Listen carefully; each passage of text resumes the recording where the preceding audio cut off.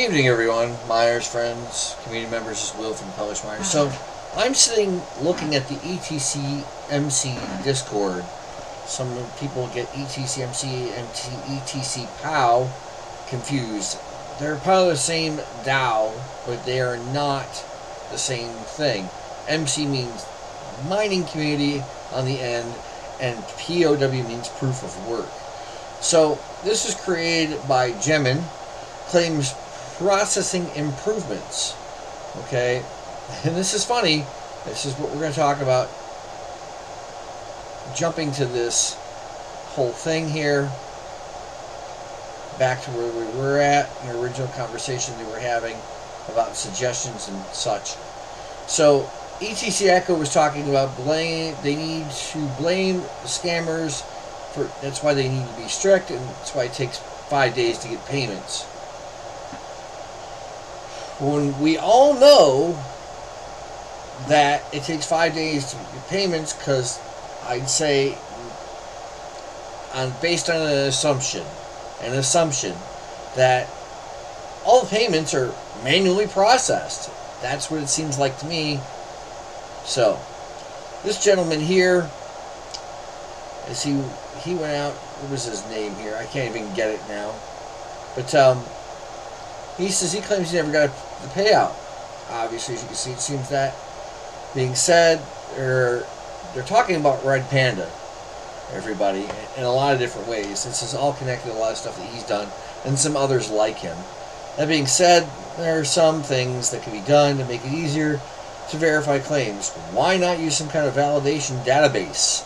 Yes, you could hook it up to SQL on a server and have it verify that once it's registered. You can link the two together. But if you don't know how to do that, then you're toast. So, capture all sales of nodes, purchases along with hardware nodes. So, he's referring to the license. Keep a strict rule: you must claim with the same email address and username as created when purchasing. Well, this is kind of goofy because some people don't want to keep the same email address.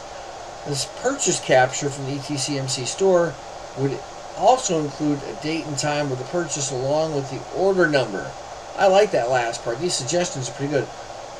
Then, when the node is registered, require not just the username, email, and crypto wallet, but require the order number and MAC address of the node. Now, that last part right here, this MAC address part, can be spoofed.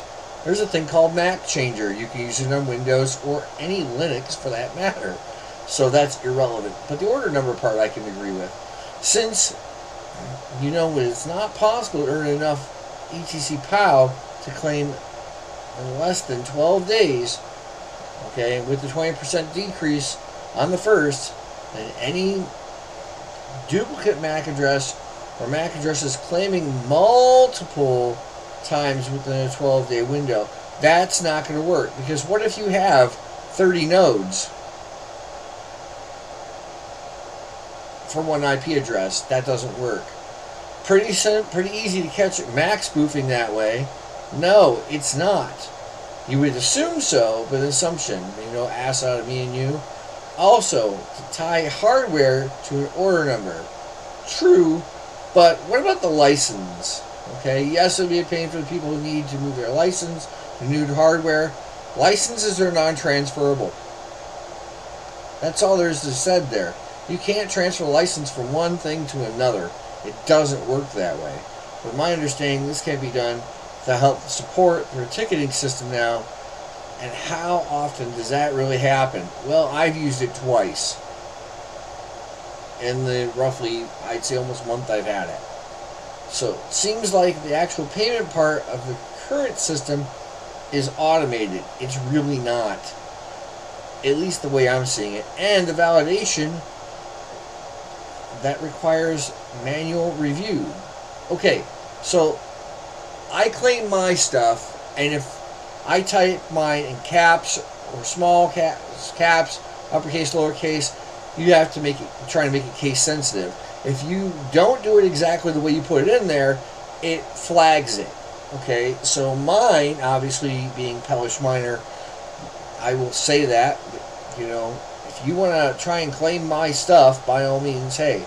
The problem here is that with that in mind, somebody could say, well, the PelishMiner, and they could use my wallet address, although they wouldn't get the coins, and they could do some malicious deeds with that. So, Gentleman says claim process is an issue that frequently comes up in Discord chats. There's several ways it can be addressed, and here are suggestions, okay? So I went down here, and this is what some of the stuff I like and some of it I don't like. These should be documented to all members to see. Membership policy, membership registration policy. You register every node, so I get it. A single ETC wallet is registered with the member used for all purchases and payouts. A single email address is registered with the member used for purchase and confirmation and two-factor authentication. That with the last part could be helpful. Don't get me wrong. If you had to use 2FA, that'd be great. Here's my question, though, is are we earning rewards for running nodes and keeping the chain up? Because if that's the case, then we're not as decentralized as we think, because where are the mining pools? Why not go to hero miners and say, hey, here's our stuff. Can you do this? And then you could bounce that off the nodes. Not hard. Anyways, they're not doing that. I'm still waiting on this mining pool. Because if the application is the mining pool, then we have a problem. That's not going to work. In my opinion, that is not a mining pool. It's not. You're earning rewards, but your rewards are being cut down like most nodes. So it's an application or instance. Something can be connected to a server somewhere or nodes elsewhere and connecting it together. That's not a mining pool. So people are making this mistake of calling that a mining pool when it's not. So I'm waiting on the mining pool. My problem right now is that a lot of stuff is too centralized. The control is all in the hands of the people that run the DAO. And I'm not talking about the community members. Okay? That needs to be moved away. Just listing it on MEXC Global does not make it decentralized. Actually, that's a centralized exchange. Everything's in one place. HebeSwap right now is one place, even though it's an LP swap. Moving forward, no registration checks. Each node has to be normally, each node has normally unique node ID, which can be found in the eNode URI. Right, that sounds good. Okay, the node should automatically be used when registering. The node is not already assigned a license. True. The member has an available license to operate the node. The registration of the node is recorded, associating the node ID with the member's wallet and email address. Here's the thing. Why are we using email addresses again? If you have the wallet address, that's pretty much all you should need. Outside of putting in a ticket, that's it. Okay? It's kind of pointless. Why do they need to get hold of you? They don't. See, thus making it more centralized, in my opinion. Automated claim processing. The member making the claim has a clean claims history, no flags in the past 3 months. Okay, here we go. This is not making that automated. That's manual. Okay? The claim node has a valid license. Okay, now I'm going to say something about the license thing. Alright? If you buy a Neoxa node, you're paying $3,000 for the hardware and it to be configured already. Just saying. Something of that nature. Or it is the 1 million Neoxa that you need. Either way, it doesn't matter. Some people are going, why do we even need to pay for a license? Well, that's what they required. But these are Windows applications and or instances within Windows. If you know anything about coding, you know that. So, again, that's not mining software. Just saying. Okay. So this license portion it's going to defeat itself. Really, in opinion. I'm hot and cold with this project right now. I was very hot for a while, but now I'm hot cold, by the way. I one minute I kind of like it, the next minute I kind of question myself with why do I even get into it. A suitable time has elapsed since the last claim made. That is it. The last currently okay. Suitable time has elapsed since this node is last made claim. That is currently 10 days since the last claim. It's going to be a lot longer, in my opinion, once you cut the other 20% off the 300 that are currently, or 320 that you're running to claim right now. The amount of claims matched since the last time, i.e. 8 to 10 days, ETCPOW claim. It took me, on the 6th day, I know it's 5 business days, I ran 5 business days and I didn't get my first payout. So I filed for a ticket, and I had to. It was going into the holidays and no one was paying it out. And that is because everything that they're doing is case sensitive. So if you're not using the exact username, you're going to have problems every time. But matches, claimed amounts, anyway. I'm a little off base with what they're saying there, sorry, but I just want to say that. If the claim passes pre-checks, then it should be paid out immediately. This is true. Done. There should be no 5 days. None.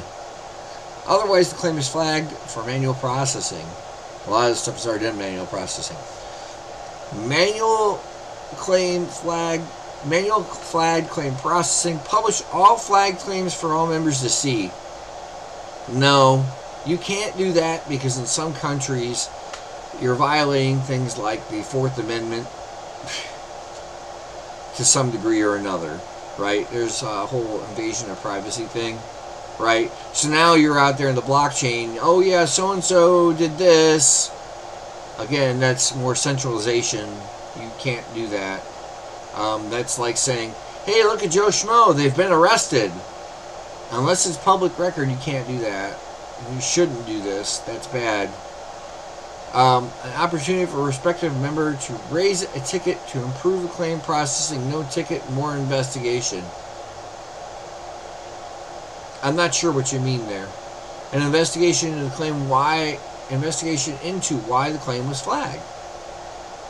Well, I mean, if it was flagged, again, we're going back to the manual processing. The problem falls on the user. If you use a Flux node and you put your address in there, there's none of this having to make a claim. Once it gets where it needs to go, X happens, you get paid. As far as I know, that's how it works. And if you want to compare this to a Bitcoin node, if you run a Bitcoin node, you don't get paid at all. Just saying. A manual inspection of claim frequency and amount. Email validation check. Didn't you say something about that up here? It's not working. It's redundant. Okay, I get it. Currently publishing consequences for violations: loss of claim, loss of node license, loss of membership, ultimate, escalation. See? Identifying nodes. IP address, MAC address, these can be changed. They're not really good choices. I agree. I know I'm running a bit long in this here. Alright, when the node first runs, the Geth software, it's not Geth software. Okay, you can run Geth, a Geth client, without running this application or this instance on Windows. You have to have so much Ethereum in order to do it, though. I can't remember what it is.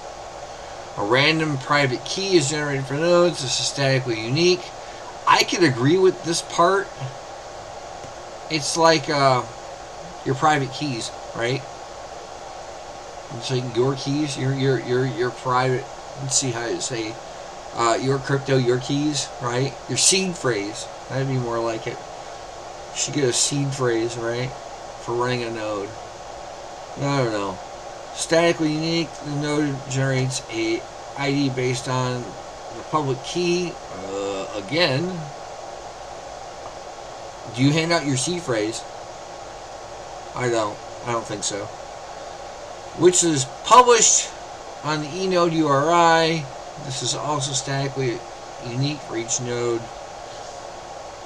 It goes on to, they forbid the DAO and such as NFTs. I'm not worried about NFTs, right?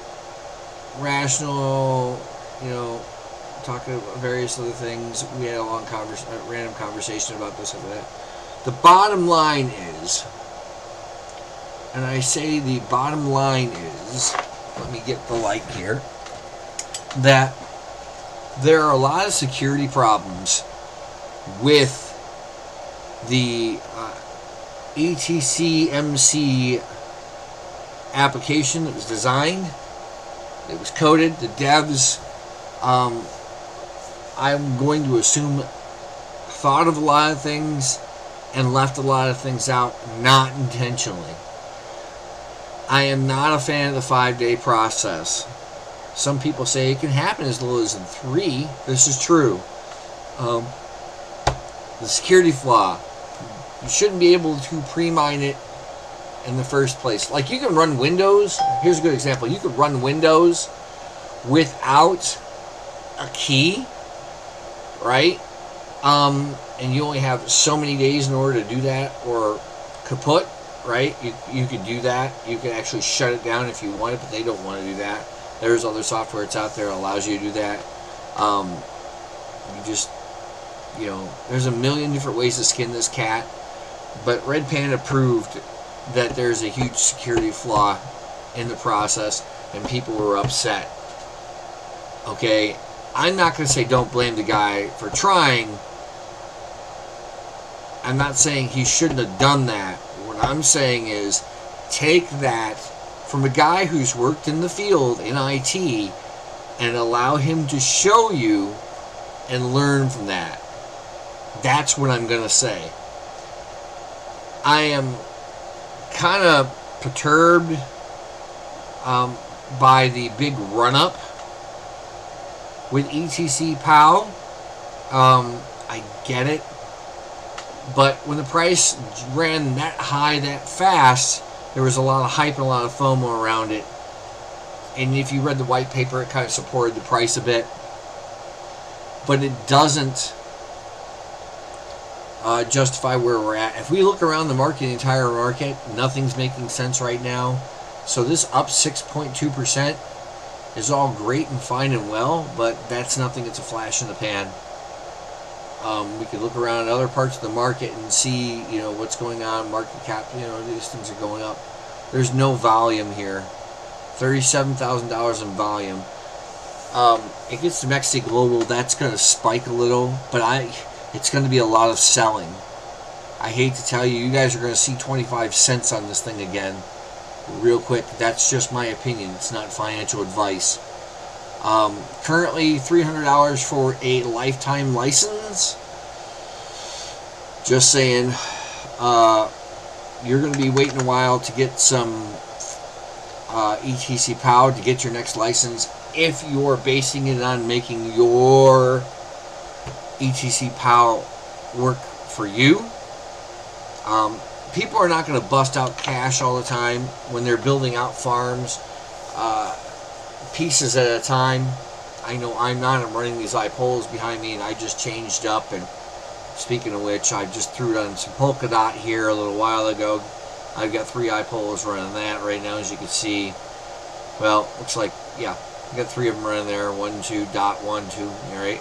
And I have this bad boy running here right now too, for Nano. And as you can see, I've got 300 mega hash on that just to run it for a little bit. I'm going to be moving some things around, but I can't mine ETCPOW anywhere. This is why I keep saying it's too centralized for me right now. If you want decentralization, it needs to be flourishing everywhere. And it's really not that hard to go over to like Hero Miners, right? For example, there's Monero.Hero, right? Just drop this off there, for example. Oh, sorry, boys and girls, I didn't mean to do that. There's the way it goes sometimes, right? You just go over to Hero Miners. You have multiple coins that you can mine. ETC is one of them.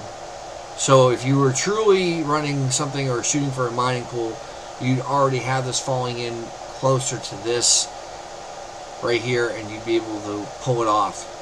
So it wouldn't be that hard, in my opinion. I've not made a mining pool, but for crying out loud, ChatGPT can code you something up faster. Just saying. So you can also go over to like our plant. They'll slap pretty much just about anything on there. You can. There's a million and one ways to skin this cat. You know, what was the other one? Not my favorite one. Trade Ogre. It's really not hard to get listed on Trade Ogre or XEgg. Bitorium's another one you could slap some stuff on. These are what you're looking for. Going straight to Mexi Global does nothing. It looks good, but it does nothing. So there are no markets attached to this whatsoever. Nothing. But there's movement. So I'm excited for what's going forward. I'm just not real happy with where it's at the moment. I'm just saying. I mean, they're talking about the white papers. We bring it right on up. Here's the white paper. It's community-driven mining pool. That is not a mining pool. I'm sorry. That is not a mining pool. I did not pay for a mining pool. This is the problem. This is why you get a lot of complaints. So it's not doing anything. So this is more of proof of stake than it is proof of work. That is the bottom line. And if you don't like me saying that, I don't care. I've got 4 other computers here, little mini desktops that I want to buy a license for, and we're getting reduced too quickly, even though I understand why it was voted. The price is not supporting anything, and somebody says, well, what project pays you this much kind of money every month? I'm sure we could look around and find something. They're out there. Like a Hive Mapper and some of the other ones that are out there are pretty close to this. I'm just saying. So, it's just all an opinion of mine. It doesn't mean that I'm right or I'm wrong. You can disagree with my opinion. I don't really even worry about it. But the bottom line is that if this were a buck per, so if it was at par for the US dollar or at par with the English pound, that would be super. Because then you'd be able to get somewhere with it. But this is really not earning. So let's look at some facts here. 256, $200 a month. I can get $200 a month running my iPolos. Just saying, really not that hard. You know, for the wattage though, that makes the only difference. 11 watts, 20 watts, that's the only difference. Alright, well, I want to thank you guys for listening and going through this with me. I am, like I said, hot and cold about this whole thing right now. The novelty of it starting to wear off. So I have 4 other computers here that I'm not sure what I want to do with. But I would definitely check out was our plant as far as that, and getting it on there for a real pool. For example, I would definitely be throwing something on there, getting a hold of these guys, and stop monkeying with this up here, okay?